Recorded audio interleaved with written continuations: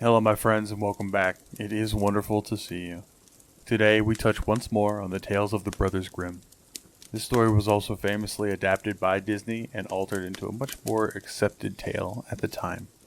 So come with me as we experience together the original story of a spinning wheel, a sleeping princess, and the magics of dark fairies in Sleeping Beauty. So settle in and relax, stay a while, and listen. A long time ago, there was a king and a queen who said every day, "Ah, if only we had a child." But they never had one. But it happened that once, when the queen was bathing, a frog crept out of the water and onto the land, and said to her, "Your wish shall be fulfilled. Before a year has gone by, you shall have a daughter."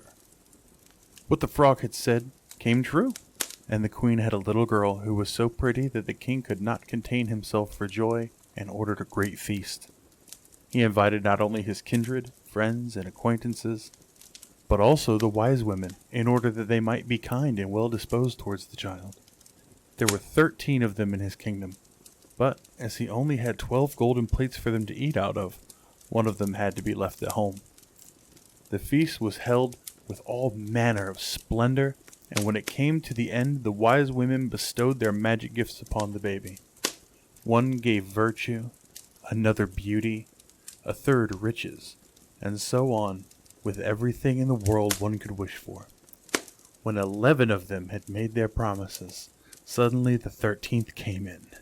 She wished to avenge herself for not having been invited, and without greeting or even looking at anyone, she cried in a loud voice, "The king's daughter shall in her 15th year prick herself with a spindle and fall down dead." And without saying a word more, she turned round and left the room.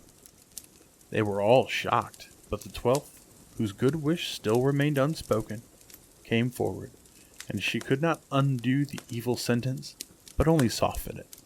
And she said, "It shall not be death, but a deep sleep of 100 years, into which the princess shall fall."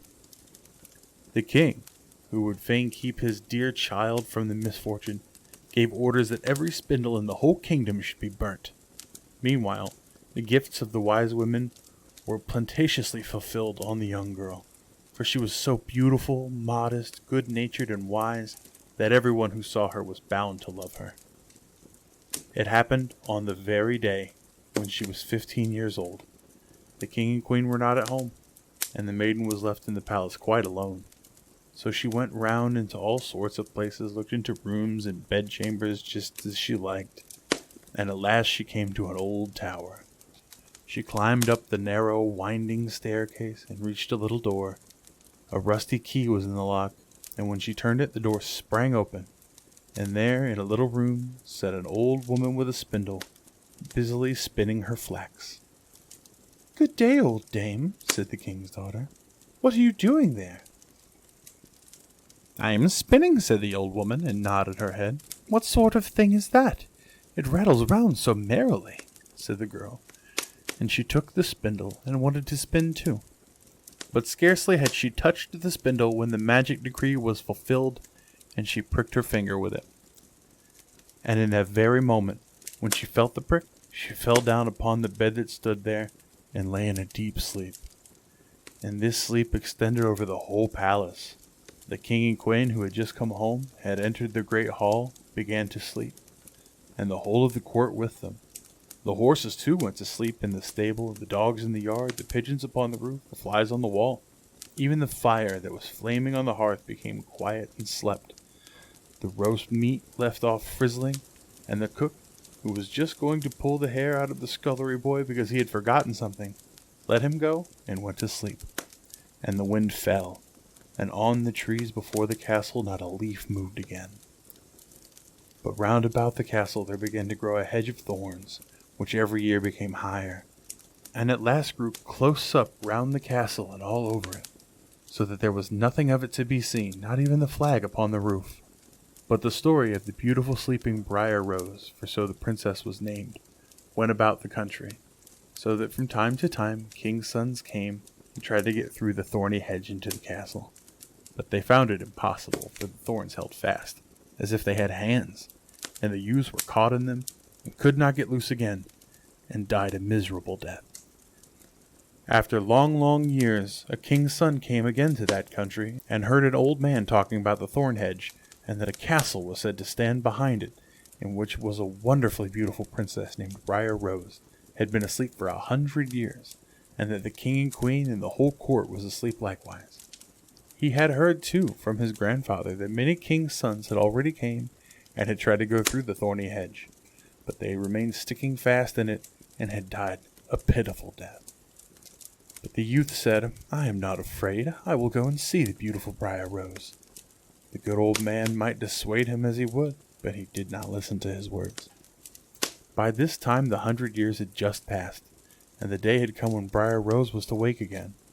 When the king's son came near the thorn hedge, there was nothing but large and beautiful flowers, which parted from each other on their own accord, and let him pass unhurt. Then they closed again behind him, like a hedge. In the castle yard he saw the horses and spotted hounds lying asleep. On the roof sat pigeons with their heads under their wings, and when he entered the house, the flies were asleep upon the wall. The cook in the kitchen was still holding out his hand to seize the boy, and the maid was sitting by the black hen which she was going to pluck. He went on farther, and in the great hall he saw the whole of the court lying asleep, and up by the throne lay the king and queen. He went on still further, and all was so quiet that a breath could be heard. And at last he came to the tower and opened the door into the little room where Briar Rose was sleeping. There she lay, so beautiful that he could not turn his eyes away, and stooped down and gave her a kiss. But as soon as he kissed her, Briar Rose opened her eyes and awoke, and looked at him quite sweetly. And they went down together, and the king awoke, and the queen, and the whole court, and looked at each other in great astonishment, and the horses in the courtyard stood up and shook themselves. The hounds jumped up and wagged their tails, the pigeons upon the roof pulled out their heads from under their wings, looked round, and flew out into the open country. The flies on the wall crept again, the fire in the kitchen burned up and flickered, and cooked the meat. The joint began to turn and frizzle again, and the cook gave the boy such a box on the ear that he screamed, and the maid plucked the fowl ready for the spit. And then the marriage of the king's son with Briar Rose was celebrated with all splendor, and they lived contented to the end of their days.